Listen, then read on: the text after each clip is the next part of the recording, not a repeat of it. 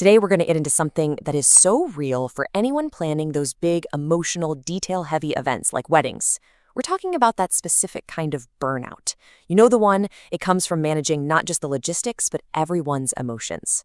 We're going to explore a whole new way of thinking, a framework for shifting from a state of constant reaction to one of calm, sovereign leadership. Okay, let's just dive right in. Let's start with this question because it gets right to the heart of it, doesn't it? Are you planning the event? Or is the event planning you?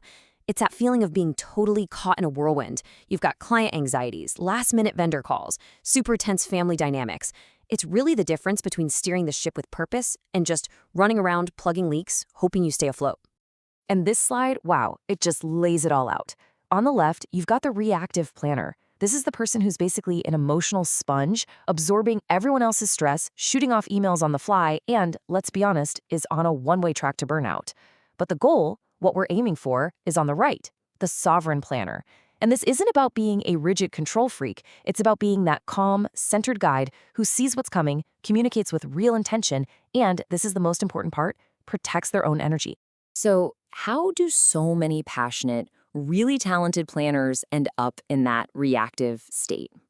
I can tell you, it's almost never about a lack of skill or dedication.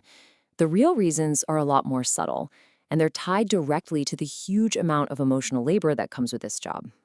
This right here, this is basically the diagnosis. Planners burn out because they become the designated emotional container for the entire event. They start to internalize a client's pre-wedding nerves or a family member's frustration over the seating chart.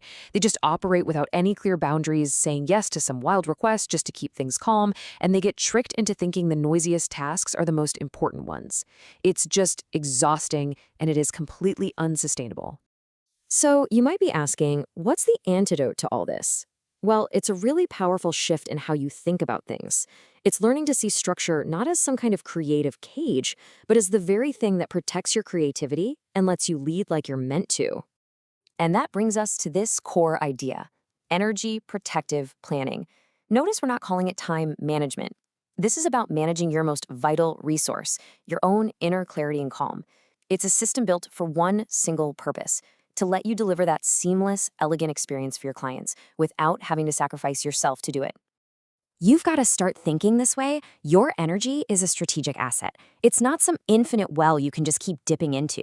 It is a finite resource that directly fuels your ability to solve problems under pressure, to communicate with grace, and to lead with confidence. So when you protect your energy, you're actually protecting the success of the entire event. So how do we actually do it?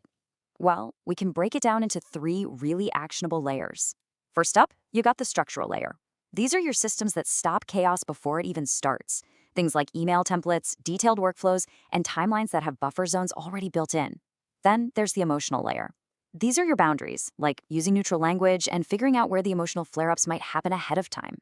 And finally, the personal layer. These are your non-negotiables, like setting and sticking to your office hours and response times. Okay, so that's the big idea, but what does it actually look like in practice? Let's translate this new philosophy into some real, tangible tools you can use to build that protective structure and create that calm control for you and for everybody else involved. Maybe the biggest shift you can make from being reactive to being sovereign is just this: anticipation.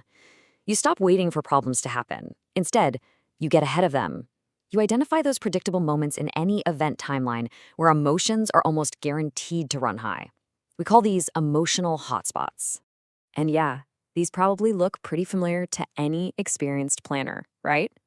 We're talking about the budget talk, navigating those tricky family politics around the guest list, or dealing with a client's last-second change of heart. By mapping these hotspots out in advance, you can prep your scripts, set clear expectations, and actually guide your clients through the moment, instead of getting sucked into the drama with them. All right, let's talk timelines. So many planners live and die by a massive, super detailed to-do list. But here's the thing, that can be fragile and really overwhelming.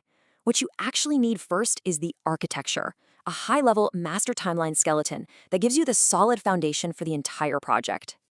So, as you can see here, this skeleton isn't about, call the florist at 2 p.m. on Tuesday. No, it's about defining the major milestones, those non-negotiable decision deadlines for your clients, and, this is so important, the buffer zones. Just think of buffer time as intentional breathing room that you build right into the schedule. It's the space that soaks up unexpected delays so that one little hiccup doesn't totally derail the entire plan. Oh man, this tool right here is an absolute game changer. A communication framework proactively defines the who, when, and how for all your project updates. Just imagine that client who emails you 5 times a day for updates. A framework totally solves this. Right at the start, you agree. You're going to get a big update email from me every Friday afternoon, and we'll have our regular check-in call every other Tuesday. This one simple structure prevents like 90% of the reactive back and forth that just destroys your focus and drains your energy.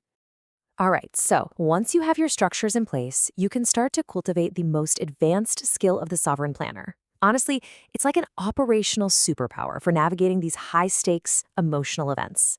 Neutrality. This quote just says it all. In a room that's buzzing with excitement, anxiety, and stress, your calm isn't just a nice personality trait. It is your #1 source of authority. It's the anchor that lets you confidently lead everyone else through whatever storm comes up. Now, let's be super clear about what neutrality actually means. It is not being cold. It's not being detached or uncaring. In fact, it's the total opposite. It's the ability to not get swept up in someone else's panic so you can hold on to the clarity you need to be the effective, grounded leader they hired you to be. And this gives you some really powerful practical examples of how this actually sounds. Okay, a vendor is late. Instead of mirroring the client's panic with, "This is a disaster," you de-escalate with, "I understand your concern. Here is the next step I'm taking." See, you're not dismissing their feelings at all. You're acknowledging them while calmly shifting the focus toward a solution. That is leadership. So when you put it all together, these protective structures with the power of neutrality, the result is nothing short of a total transformation. You really do evolve from being a service provider who's just tossed around by the whims of an event to being the calm, stable center of its entire universe. And this right here is the payoff. Instead of absorbing stress, you guide people through it. Instead of just reacting to whatever happens, you direct the flow of action.